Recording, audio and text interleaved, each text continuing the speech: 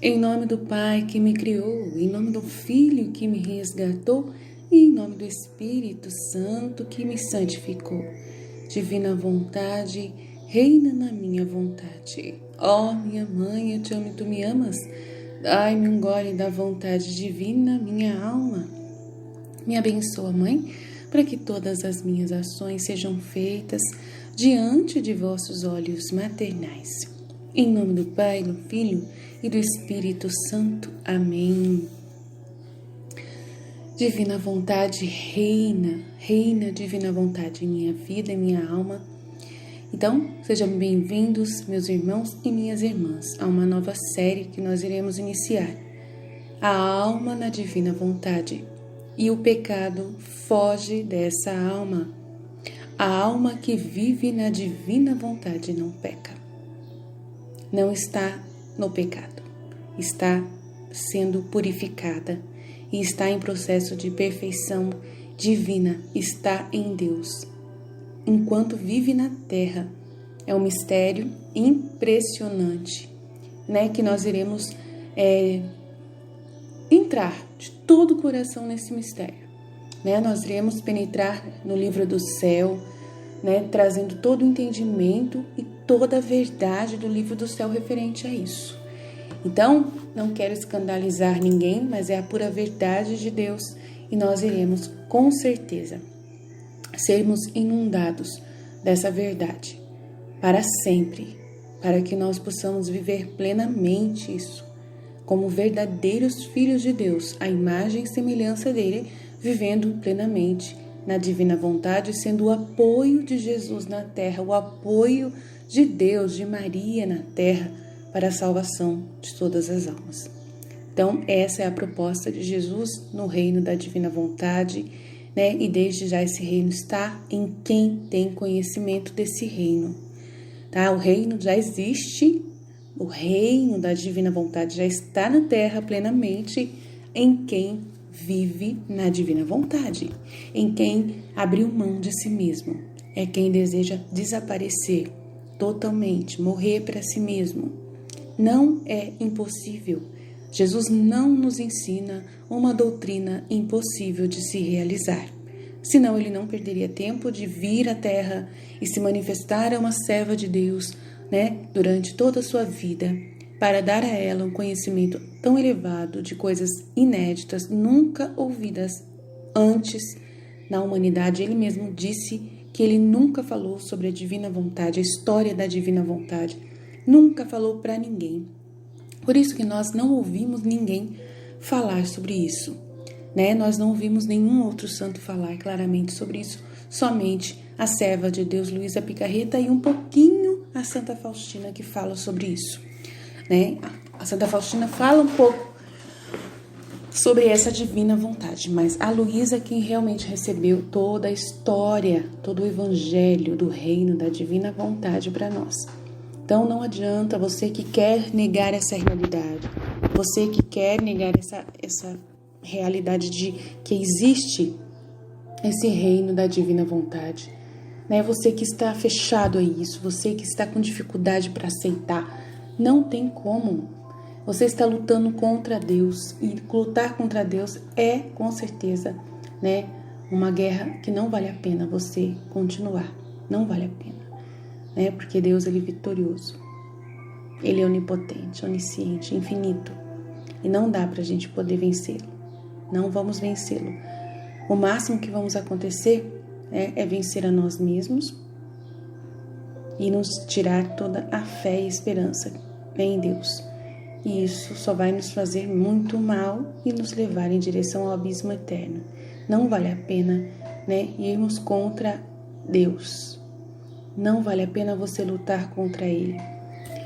Mas assim, uma coisa que eu fico atenta referente ao reino da divina vontade, que o Senhor mostra para mim, muita oposição de muitas almas, porque quando começam a ouvir os conteúdos que nós estamos colocando aqui, somente da divina vontade, a pessoa às vezes faz parecer para ela que nós estamos criando, não, então estamos favorecendo uma doutrina né, de um reino na terra e não um reino no céu, né, não um reino do céu.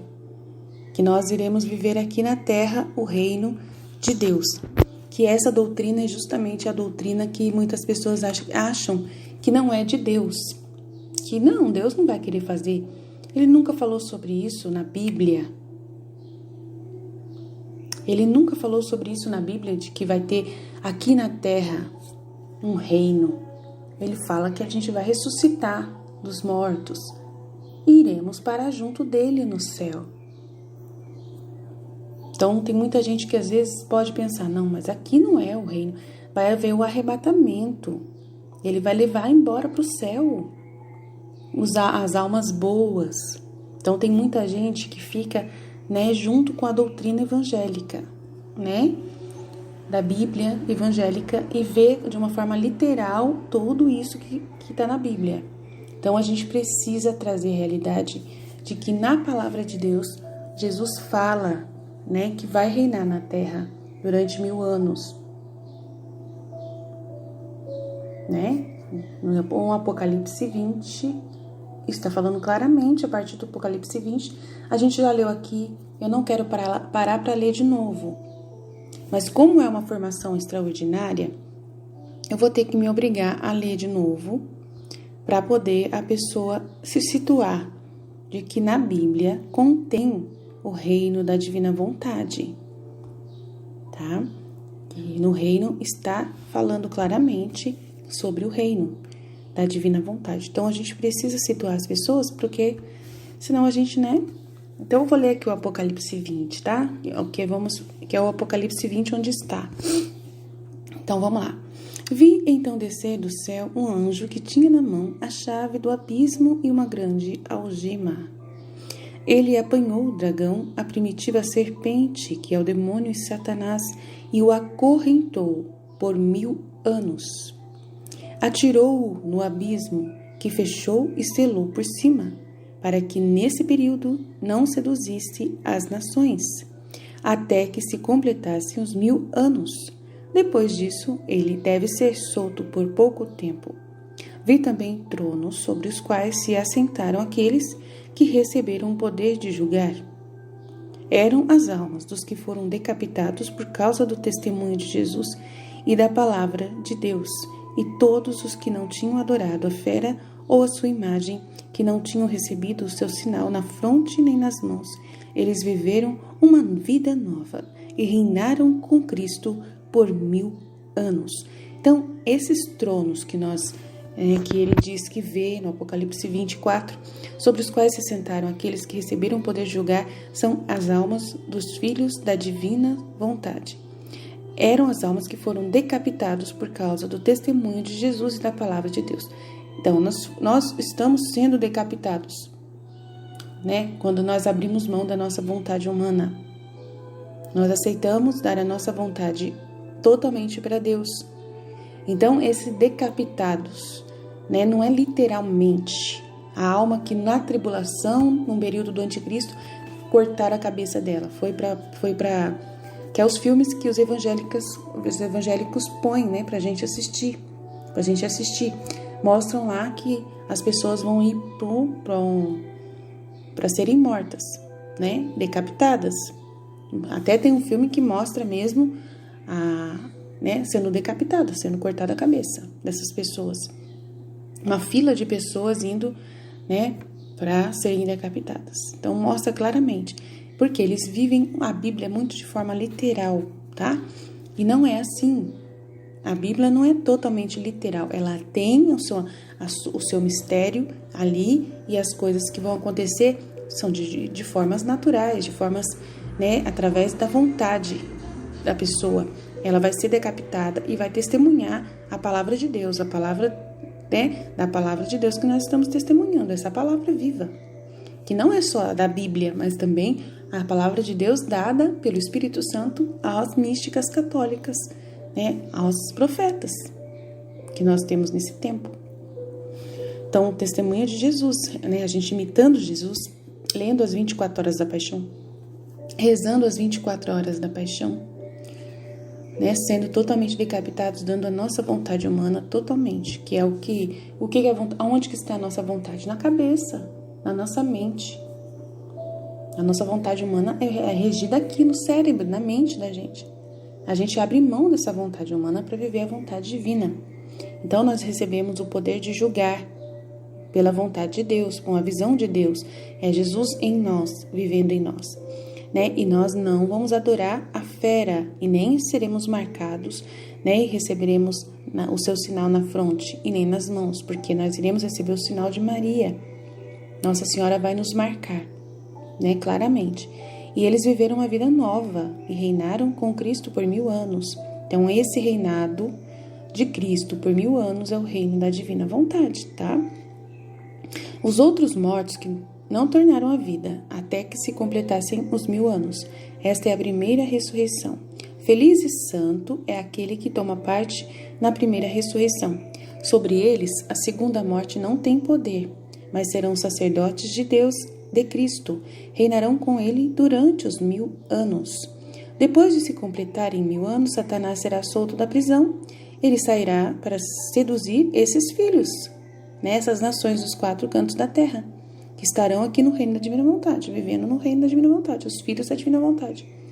Ele vai seduzir novamente essas pessoas, que já terão nascido uma geração de pessoas durante 1000 anos, né? Essa evangelização continuará. Essas pessoas vão ter total domínio da verdade, porque viverão plenamente na divina vontade, mas o demônio sairá para seduzir essas pessoas. E serão muitas que ele vai reunir do lado dele, pessoas que vão revoltar-se contra Deus de novo. Mas dessa vez, são pessoas cientes do que elas estão fazendo. Aí você fala, nossa, então o filho da divina vontade corre o risco também, né? Mesmo ele não pecando, ele corre o risco de ser seduzido por Satanás, né? Não vivendo no pecado, porque o reino da divina vontade não vai ter pecado. E daí o demônio vai ser solto e aí ele vai trazer o pecado de volta.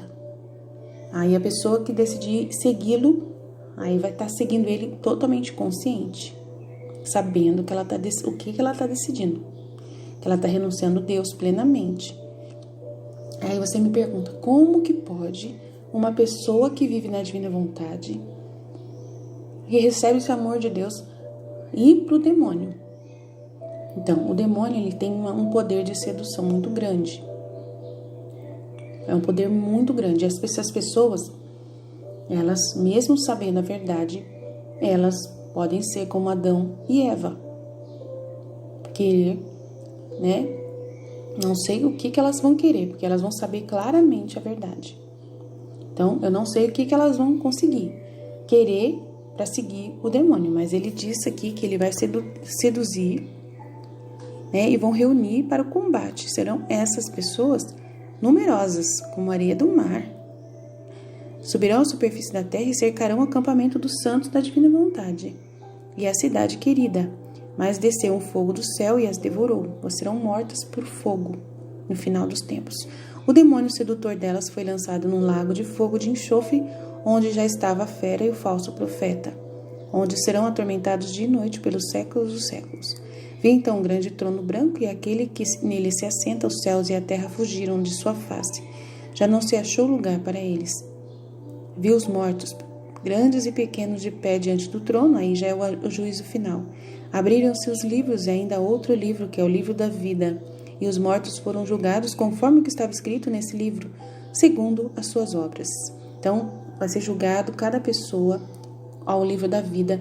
O que é o livro da vida? É quanto mais você se parece com Jesus. Quanto mais você se parece com Jesus, o seu nome está lá.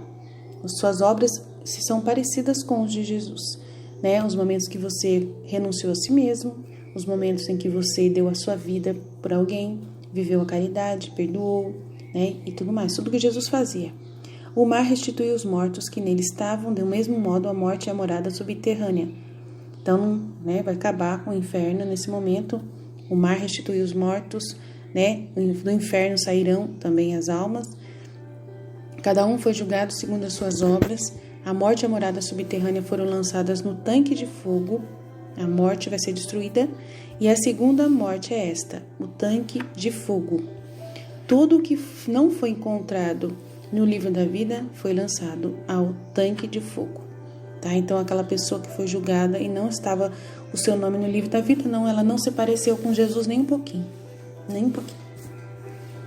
Não, nem um pouquinho. Aí ela vai ser lançada, né, no lago de fogo. E assim, claramente, a gente vê sobre eles que viveram uma vida nova e reinaram com Cristo por 1000 anos. Feliz e santo é aquele que toma parte na primeira ressurreição. Sobre eles, a segunda morte não tem poder. Mas serão sacerdotes de Deus, é o que nós seremos, filhos da divina vontade. Seremos sacerdotes de Deus e de Cristo. Reinarão com Cristo durante os 1000 anos. Esse reinado é o reino da divina vontade. É um reino que Jesus quis, Deus quis, para poder fazer justiça, né? Que é o reino do Éden, que o Éden, como Deus queria, né? Os filhos da divina vontade vão viver na divina vontade novamente, como Adão e Eva viviam antes de pecar. Então, Deus, ele quer fazer justiça, ele quer que tenha esse povo que vai viver nessa realidade, nessa vida verdadeira, né? E vai ser famílias, vão possuir a terra, vão viver como Jesus queria que fosse a vida na terra, né? Onde os animais e os seres humanos vão ser unidos, né? Vai ser aquele reino, né, de união, de paz, de felicidade, onde corre leite e mel, né? Essa promessa de Deus que ele prometeu lá para o povo de Israel vai acontecer na terra, vai se concretizar na terra esse reino. Então você precisa acreditar nesse reino, né? Mas é um reino onde Jesus não vai estar pessoalmente reinando, ele vai estar espiritualmente nesses sacerdotes que terão o poder de julgar, tá? Vi tronos sobre os quais se sentaram aqueles que receberam o poder de julgar. Então essas pessoas, elas vão ter o poder de julgar, tá? Na divina vontade. Então não vai ter um Deus assim reinando numa cadeira visível. Jesus reinando na cadeira visível, a gente, né, ele dando ordens e decretos para a gente seguir. Não, ele vai estar reinando em cada vida humana, ele vai reinar na alma humana. É um reino na alma humana. Mas a gente não quer falar do reino da divina vontade, a gente quer falar sobre o fato do filho da divina vontade não cometer pecados. Então, a gente vai falar trecho por trecho, nem que fique parte 1, parte 2, parte 3, parte 1, não importa quantas partes a gente vai fazer nessa série, mas é importante essa série para as pessoas entenderem, né? Então vamos lá, vamos começar no volume 2, em 19 de junho de 1899, o título do texto é: Quem se faz desaparecer a si mesmo jamais comete pecados.